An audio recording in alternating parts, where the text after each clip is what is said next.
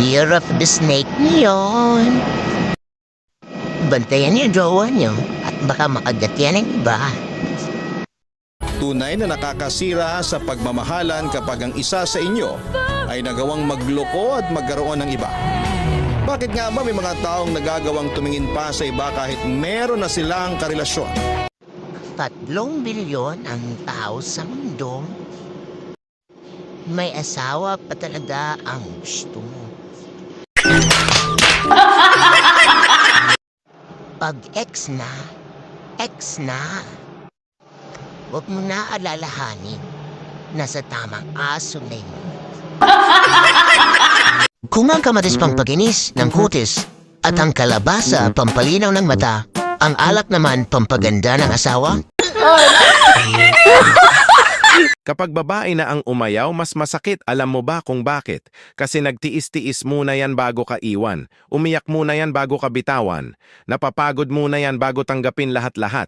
Kaya maniwala kapag ang babae umayaw, mas solid ang sakit. Mas valid ang reason. Kapag babae ang umayaw tapos na. Deserve na to malipay. Pero mas deserve na to makakwarta.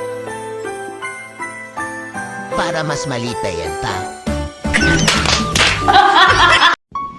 Kahit anong haliw mo sa sarili mo. Kung wala kang pera, manghihina ka talaga.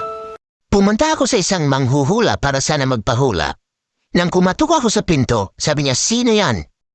Kaya umuwi na lang ako. One call away din ako dati eh. Kaso tinigil ko na yung ganong sistema. Kasi pag ako na yung may kailangan, wala sila. Tama na magpakabayani, ha ha ha. Pwede naman palang mag-no eh. Gawin mo lang yan sa better person, yung give and take, hindi yung ikaw lang lagi napapakinabangan. Ang kabit kahit siraan mo man yan. What? Kahit awayin mo man yan. Oh my God! Kahit ichismis mo man yan. Oh, hell no! Love pa rin yan ng Mr. mo. No way. Hold-upper. Hold up to. Pepe. Ikaw na naman? 3 beses muna ako na-hold up ngayong taon ha. Hold-upper. Ganun talaga ang business. Kailangan alagaan ang mga customers. Juan. Doc, bakit pag umiinom ako ng Coke, sumasakit sikmura ko, pero pag libre, hindi? Doctor. Normal yan, manipis atay mo at makapalang mukha mo. Nanay. Ayusin mo ang kama mo. Juan. Nay, magugulo lang ulit. Bakit ko pa aayusin? Para lang akong nagmahal tapos masasaktan lang ulit. Nanay. Yawn! Nagdrama ang tamad. Huwag ka na rin kumain ah. Itatae mo rin lang naman. May isang baliw na tinutupak. Baliw. Magpapakamatay ako, tatalon ako sa ika-4 na palapag. Doctor. Paano eh, hanggang ikalawang palapag lang tayo. Baliw.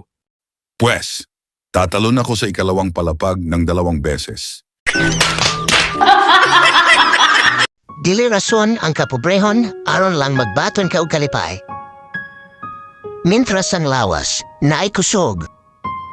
Ug ang luso mo barog, ug pautog lang kanunay. Matapos ang buong araw ng pag-a-apply. 1. Mataas naman nakuha ko sa exam, English naman sagot ko sa interview, galing pa ako sa multinational company. Tapos di naman ako pumasa. Buti ka patanggap, ano ba ginawa mo? Ana, Wala lang nung nag-fill up ako ng form, nilagay ko sa sex. Sure, why not? may robot na galing sa Japan na magaling manghuli ng magnanakaw. Ang robot ay dinala sa Spain, nakahuli. Siya ng 10 magnanakaw sa loob ng 15 minuto. Tapos nilipat ito sa Amerika na huli niya ang 4 magnanakaw sa loob ng 30 minuto. Sa sobrang galing ng robot, tinest ito sa Pilipinas. Pagkalipat sa Pilipinas, wala pang 2 minuto, ninakaw na ang robot.